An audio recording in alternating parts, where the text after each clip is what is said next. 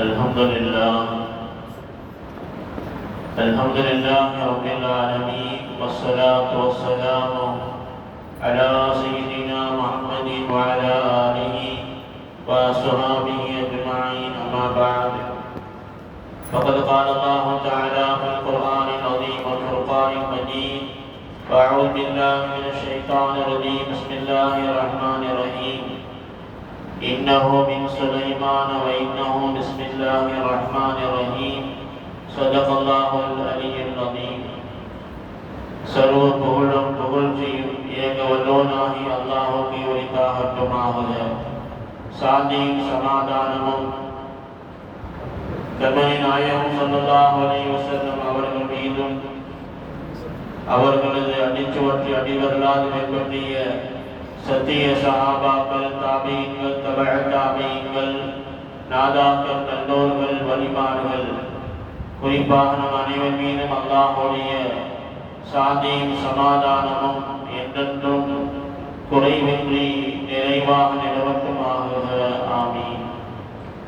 அன்பு நிறைந்த அன்பு சகோதரர்களே, அல்லாஹ்வுடைய நல்லடியார்களே, பாசத்துக்குரிய தாய்மார்களே, சகோதர சகோதரிகளே, அல்லாஹ்வுடைய கிருபையினால் இன்றைய தினம் 3 அத்தியாயங்கள் ஓதப்பட்டிருக்கிறது.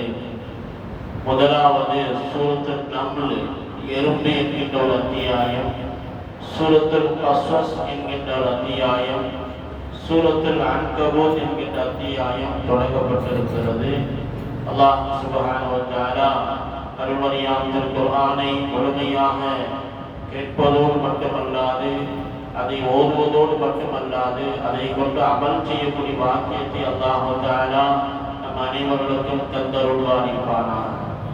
அன்பு சகோதரர்களே, இன்றைக்கு ஓதப்பட்ட அத்தியாயங்களில் சூரத்துல் நம்ல் என்கின்ற அத்தியாயத்திலே சுலைமான் நபி அவருடைய வரலாறுகள், தாவூத் நபி அலைஹிஸ்ஸலாத்து வஸ்ஸலாம் இவருடைய வரலாறுகளை எல்லாம் அல்லாஹ் பேசுகிறார். அப்படி பேசி வருகிற பொழுது சுலைமான் நபிக்கு அல்லாஹ் தஆலா எல்லா விதமான அரசாட்சி அல்லாஹ் தஆலா தந்தார். உலகத்தின் அரசாட்சிகளில் ஆக சிறந்த ஒரு அரசாட்சி சுலைமான் நபியுடைய அரசாட்சி. அவர்களுக்கு மனிதர்கள் மட்டுமல்ல, ஜின்களும் கட்டுப்பட்டார்கள். காற்று வசப்பட்டது, நெருப்பு வசப்பட்டது, பறவைகள் பேசக்கூடிய மொழிகள் அவர்களுக்கு தெரியும் என்று பல்வேறு சிறப்புகளை அல்லாஹ் தஆலா தாவூத் நபிக்கும் சுலைமான் நபிக்கும் அல்லாஹ் தஆலா வழங்கினான் என்கின்ற பல்வேறு செய்திகள் இன்றைக்கு குர்ஆனில் ஓதப்பட்டது. அதுல சுலைமான் நபி அவங்கள்ட்ட ஹுதுஹுது அப்படிங்கிற ஒரு பறவை இருக்கு. இதனுடைய வேலை என்ன அப்படின்னா, சுலைமான் நபி அவங்க யாராவது போனாங்க அப்படின்னா, தொழுகைக்குரிய நேரம் வந்துருச்சு அப்படின்னா ஒவ்வொரு செய்யணுமா இல்லையா, இந்த ஹுதுஹுது பறவை என்ன செய்யணும்னா, தண்ணி எங்க இருக்குது, பூமியில எவ்வளவு அடிக்கு கீழாக தண்ணி இருக்கிறது, எந்த இடத்துல ஒவ்வொரு செய்யினா தண்ணி கிடைக்கும் அப்படிங்கிற அறிந்து கொள்ளக்கூடிய ஒரு ஆற்றலை அல்லாஹ் அதுக்கு தந்திருந்தா அதை அறிவித்து கொடுக்கிற பொழுது சுலைமான் நபி அங்கே தண்ணி எடுத்து எல்லாரும் ஒவ்வொரு செய்து தொழுவாங்க. அதோடு மட்டுமல்லாது இந்த ஹுதுஹுது பறவையோட இன்னொரு வேலை என்ன அப்படின்னா, வெளி ஊர்களுக்கு போய் அங்குள்ள நடக்கக்கூடிய செய்திகளை எல்லாம் சேகரித்து வந்து சுலைமான் நபி அவங்கள்ட்ட வந்து தகவல் சொல்லுவாங்க. அப்படி ஒரு நாள் பார்த்தீங்கன்னா ஹுதுஹுது பறவையை காணோம். சுலைமான் நபி தேடுறாங்க. கொஞ்ச நேரம் கழிந்து வந்தது. அப்படி வந்த போது சுலைமான் நபி கேட்டாங்க, எங்க போன அப்படின்னு. உடனே அந்த ஹுதுஹுது பறவை சொன்னது, நான் சபா என்கின்ற ஒரு நாட்டுக்கு போனேன். சபா நாடு, அந்த நாட்டில ஒரு அரசாட்சி செய்யக்கூடிய ஒரு பெண்மணியை நான் கண்டேன். அவர்கள் சூரியனை வணங்கிக் கொண்டிருக்கிறார்கள். அவர்கள் அல்லாஹ்வை அல்லவா வணங்க வேண்டும், சூரியனை போய் இவர்கள் வணங்குகிறார்களே என்று வருத்தத்தோடு வந்து சுலைமான் நபியிடத்தில் அந்த ஹுதுஹுது பறவை சொல்லுகிறது. உடனே சுலைமான் நபி அவங்க என்ன செஞ்சாங்க அப்படின்னா, இந்த ஹுதுஹுது பறவை சொல்வது எந்த அளவுக்கு சரியானது என்று தெரிந்து கொள்வதற்காக வேண்டி அந்த சபா நாட்டுடைய இளவரசி பல்கீஸ் அம்மையாருக்கு சுலைமான் நபி கடிதம் எழுதினார். அதெல்லாம் இன்னைக்கு ஓதப்பட்டது. கடிதம் எழுதினார். அந்த கடிதத்துல என்ன எழுதினாங்க அப்படின்னா, அல்லாஹ் ஒருவன் தான், அவனை மட்டும்தான் வணங்க வேண்டும், அவன் அல்லாத உலகத்தில் வழங்கப்படுவதற்கு யாரும் கிடையாது என்கின்ற தாவத்துல் கலிமாவை தாவாவை அந்த கடிதத்தில் எழுதி அதை அனுப்பி வைக்கிறார். அந்த கடிதம் போகிறது. அந்த நாட்டுடைய இளவரசி பல்கிஸ் அம்மையார் என்ன செய்யறாங்க அப்படின்னா, அந்த கடிதத்தை வாங்கி படிக்கிறாங்க. வாங்கி படிச்சுட்டு ஒரு மஷூரா கமிட்டி கூட்டுறாங்க. கூப்பிட்டு பேசுறாங்க. பொதுவாக ஒரு நாட்டிலிருந்து ஒரு கடிதம் வருகிறது அப்படின்னா அது ரொம்ப முக்கியமானது. அது கண்ணியமாக கருதப்பட்டு அதற்குண்டான செய்திகளை பதில சொல்லி ஆகும். அப்ப அந்த பல்கிஸ் அம்மா அந்த நாட்டுடைய இளவரசி தானே எல்லாத்துக்கான பேசும்போது கேட்டாங்க, இந்த நாட்டில் இருந்து நமக்கு ஒரு கடிதம் வந்திருக்கிறது, அந்த கடிதத்திலே இந்த மாதிரி செய்திகள் எல்லாம் இருக்கிறது. பொதுவாக அரசர்கள் ஒரு நாட்டுக்குள்ளாக நுழைஞ்சிட்டாங்க அப்படின்னா அந்த ஊரையே அவங்க அழிச்சிருவாங்க. ஆனால் இந்த கடிதம் என்பது நம்மை பயமுறுத்த மாற்றக்கூடிய ஒரு கடிதம் அல்ல. நம்மை ஏதோ ஒரு மார்க்கத்தின் பக்கம் அவர்கள் அழைக்கிறார்கள், அதற்குண்டான கடிதம் தான் இது.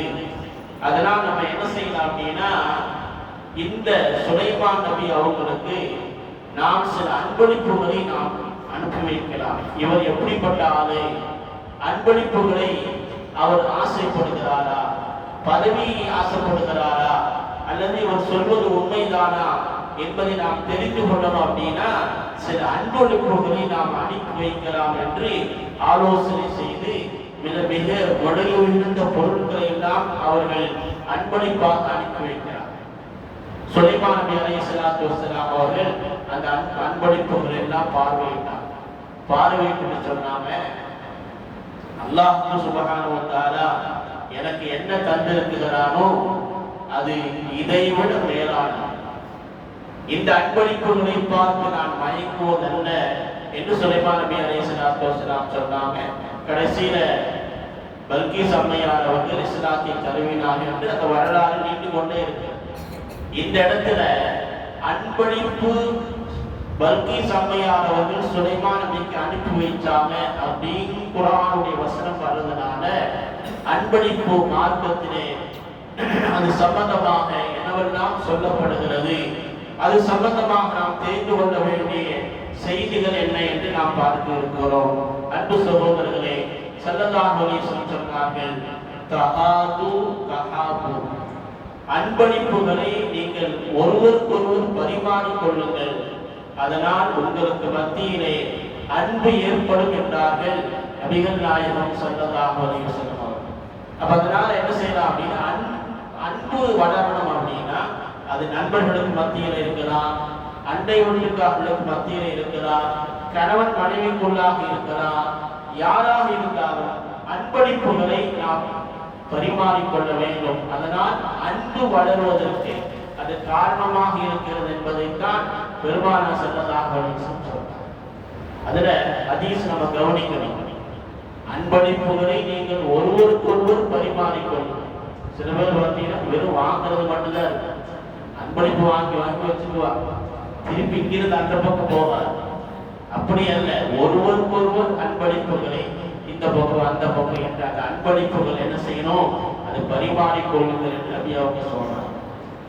ஒரு கணவன் மனைவிக்கு மத்தியில சில நேரங்கள்ல சண்டை வந்துருச்சு அப்படின்னா பல நேரங்கள் அன்பளிப்புகளை பரிமாறிக்கிற பொழுது காலையில ஏற்பட்ட சண்டை சாயங்காலம் பார்த்தீங்கன்னா சமரசமாக மாறிவிடும். பல குடும்பங்களை பார்க்கிறோமா இல்லையா? இந்த அன்பளிப்புகள் எப்படி இருக்கணும் அப்படின்னா மார்க்கத்திற்கு அல்லாததாக இருக்கணும். நம்ம ஒரு அன்பளிப்பு தர்றோம் அப்படின்னா அதுக்கு மார்க்கத்துக்கு உட்பட்டதாக ஷரியத்துக்கு அனுமதிக்கப்பட்ட விஷயங்களை தான் நாம் அன்பளிப்பாக தர வேண்டும். பெருமானார் ஸல்லல்லாஹு அலைஹி வஸல்லம் காலத்துல ஒருத்தர் அப்பதான் முஸ்லீம் ஆயிருக்கிறார். அவர் பெருமானாருக்கு அன்பளிப்பு வாங்கிட்டு வந்தார். ஒரு அன்பளிப்பு நபிக்கு கொடுக்கலாம் அப்படின்னு என்ன வாங்கிட்டு வந்தார் தெரியுமா? ஒரு மது பாட்டிலே வாங்கிட்டு வந்தார். அவர் அப்பதான் புதுசா வந்திருக்கிறாரு, மார்க்கத்தை பத்தி அந்த அளவுக்கு தெரியாது. மது அப்போதுதான் ஹராமாக்கப்பட்டிருக்கிறது, அதற்கு அந்த விஷயமெல்லாம் தெரியாது. நேரா என்ன செஞ்சாரு, மது பாட்டில், விலை உயர்ந்த மது பாட்டில வாங்கிட்டு பெருமானார் ஸல்லல்லாஹு அலைஹி வஸல்லம் முன்பாக வந்து, யா ரசூலல்லாஹ், இதை நான் உங்களுக்கு அன்பளிப்பாக கொண்டு வந்திருக்கிறேன் அப்படின்னு சொன்னாங்க. உடனே ஸல்லல்லாஹு அலைஹி வஸல்லம் சொன்னாங்க, மது அது ஹராம் இல்லையா, ஹராமை எப்படி நீங்க அன்பளிப்பு செய்வீங்க அப்படின்னு கேட்டாங்க. அப்படியா யா ரசூலல்லாஹ், எனக்கு தெரியாது. அப்படி என்றால் இதை நான் என்னுடைய நண்பர்களுக்கு நான் கொடுத்து விடட்டுமா அப்படின்னு கேட்டார். எப்போது ஒரு பொருள் அது ஹராமாக்கப்பட்டு விட்டதோ அதை நண்பர்களுக்கு கொடுக்க கூடாது. அப்படி என்றால் நான் இதை என்ன செய்வது என்று கேட்ட பொழுது ஸல்லல்லாஹு அலைஹி வஸல்லம் சொன்னார்கள், ஊருடைய எல்லையிலே ஒரு குப்பை தொட்டி இருக்கிறது, அங்கே கொண்டு போய் இதை போட்டு விடுங்கள் என்றார்கள் ஹஸரத் ரசூலுல்லாஹி ஸல்லல்லாஹு அலைஹி வஸல்லம். எனவே ஒரு அன்பளிப்பு நம்ம கொடுக்கிறோம் அப்படின்னா அது மார்க்கத்துக்கு உட்பட்ட விஷயங்களாக இருக்க வேண்டும் என்று ரசூலுல்லாஹி ஸல்லல்லாஹு அலைஹி வஸல்லம் அவர்களுக்கு சொல்லித் தருகிறார்கள். நபி அவங்க சதகாக்களை வாங்க மாட்டாங்க, ஜகாத்துகளை வாங்க மாட்டாங்க. அது பெருமானாருடைய நபிமாவுடைய குடும்பத்திற்கு அது ஹராமாக்கப்பட்டது. அன்பளிப்பாக இருந்தால் மட்டும்தான் ஸல்லல்லாஹு அலைஹி வஸல்லம் அதை வாங்கிக் கொள்வார்கள். பல ஹதீஸுகளை பார்க்கிறோம், யாராவது ஒருத்தர் ஒரு பொருளை கொண்டு வருவாரு, ஸல்லல்லாஹு அலைஹி வஸல்லம் கேட்பாங்க, இது சதகாவா ஹதியாவா என்று கேட்பாங்க. இது சதகாவா கொடுக்குறீங்களா, அன்பளிப்பா கொடுக்குறீங்களா? இல்லை யார சொல்றது, அன்பளிப்பு என்று சொல்கிற போது நபி அவங்க வாங்குவாங்க. சதகா என்று சொன்னால் அதிலிருந்து ஒன்றை கூட நபி அவங்க என்ன செய்ய மாட்டாங்க, புசிக்க மாட்டாங்க, வாங்க மாட்டாங்க என்று ஏராளமான ஹதீஸுகள் இருக்கு அன்பு சகோதரர்களே. அதே மாதிரி அன்பளிப்புகள் என்று பார்க்கிற பொழுது ஹலீஃபாக்கள், ஜனாதிபதிகள்ல ஆக சிறந்த ஜனாதிபதி ஹஜ்ரத் உமர் ஃபாரூக் ரலியல்லாஹு அன்ஹு அவங்க என்ன செஞ்சாங்கன்னா தங்களுடைய ஹலீஃபாக்களுக்கு கடிதம் போட்டாங்க, நீங்கள் ஜனாதிபதியாக ஹலீஃபாவாக அதிபர்களாக இருக்கக்கூடிய அந்த ஊர்ல நீங்க அதிபர்களாக இருக்கிறீங்க, உங்களுக்கு யாராவது அன்பளிப்பு கொடுத்தால் நீங்கள் பொறுப்புல இருக்கிற வரையும் அந்த அன்பளிப்புகளை வாங்கக்கூடாது அப்படின்னு சட்டம் போட்டாங்க. ஏன் அப்படின்னா அதிபர்களுக்கு ஒரு அன்பளிப்பு வருது அப்படின்னா அதுக்கு பின்னாடியே ஏதாவது ஒரு கோரிக்கை வரும். இந்த அன்பளிப்புகளை கொடுத்து என்ன செய்வாங்க, நம்முடைய காரியங்களை சாதித்துக் கொள்வார்கள்.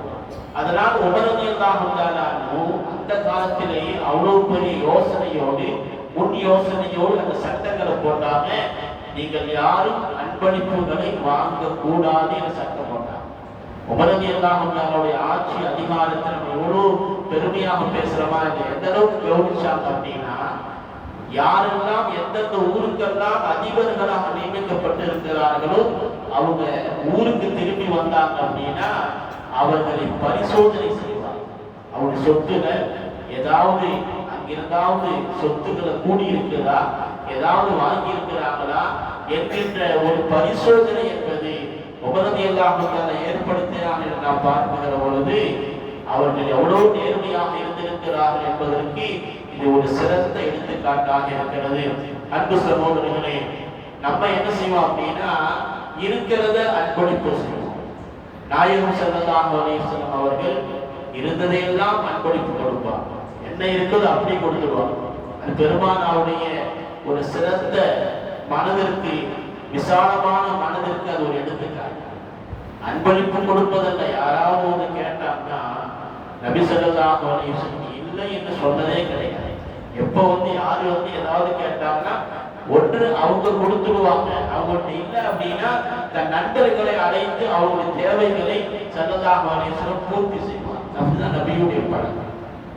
ஒரு முறை பார்த்தீங்கன்னா பெருமானாருக்கு ஒரு அன்பளிப்பு வந்துச்சு. என்ன அப்படின்னா ஒரு துண்டு, அழகான துண்டு. ஒரு பெண்மணி அந்த துண்டை மிக நேர்த்தியாக வடிவமைத்து மிக அழகாக ரொம்ப அற்புதமாக இருந்தது. நபிக்கு கொடுத்தாங்க.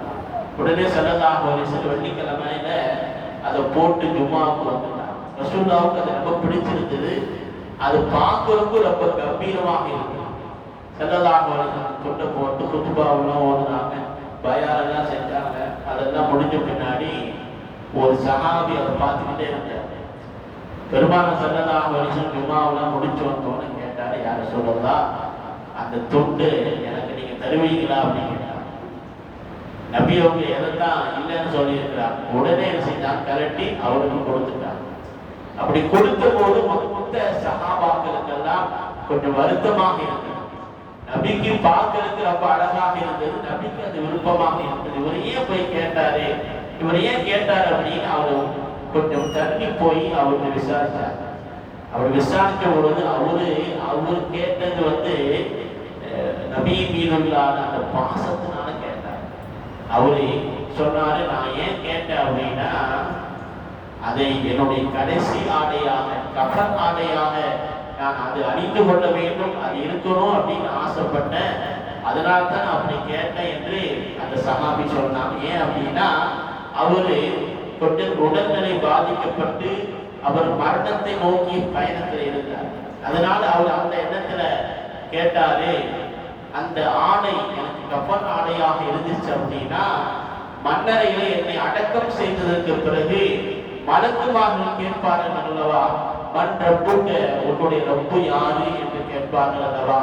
ரப்பி அல்லாஹ் என்று நான் சொல்வேன். பெருமானாவுடைய அவருடைய படத்தை காமித்து கேட்பார்கள், இவர் யார், இவர் யார் என்று கேட்கிற பொழுது அதான் ரசூலுல்லாஹி ஸல்லல்லாஹு அலைஹி வஸல்லம் என்று சொல்வதற்கு பதிலாக, இதோ இந்த துண்டுக்கு சொந்தக்காரர் தான் அவர் என்று நான் சொல்ல வேண்டும் என்று நான் ஆசைப்படுகிறேன் என்றார்கள் அந்த சஹாபி. அதே மாதிரி அவர் வஃபாத் ஆகக்கூடிய நேரத்தில் அதே அந்த ஆடையை கொண்டு அவர்கள் கஃன் செய்யப்பட்டு அடக்கம் செய்யப்பட்டார் என்று வரலாறு இருக்கிறது. எனவே அன்பு சகோதரர்களே, நாயகம் ஸல்லல்லாஹு அலைஹி வஸல்லம் அவர்கள் அன்பளிப்புகளை தாண்டி அவர் யாரு என்ன கேட்டாலும் கொடுக்கக்கூடிய ஒரு பெரிய மனது படைத்தவர்கள் தான் நபிகள் நாயகம் ஸல்லல்லாஹு அலைஹி வஸல்லம் அவர்கள். எனவே அன்பு சகோதரர்களே, அன்பளிப்புகள் என்பது நமக்கு மத்தியிலே பரஸ்பரம் அன்பை வளர்க்கக்கூடியதாக இருக்கிறது. அல்லாஹ் சுப்ஹானஹு வ தஆலா அப்படிப்பட்ட நேசத்தையும் அன்பையும் நாம் அதை ஈடுபட்டு அல்லாஹ் தஆலா அந்த அன்பை வளர்த்து நமக்கு மத்தியிலே பரஸ்பரம் அன்பை அல்லாஹ் தஆலா மென்மேலும் அதிகரிக்க செய்வானாக என்று துஆ செய்வதாக நிறைவு செய்கிறேன். வாஹிரு தஅவானா அல்ஹம்துலில்லாஹி ரப்பில் ஆலமீன். அஸ்ஸலாமு அலைக்கும் வரஹ்மத்துல்லாஹி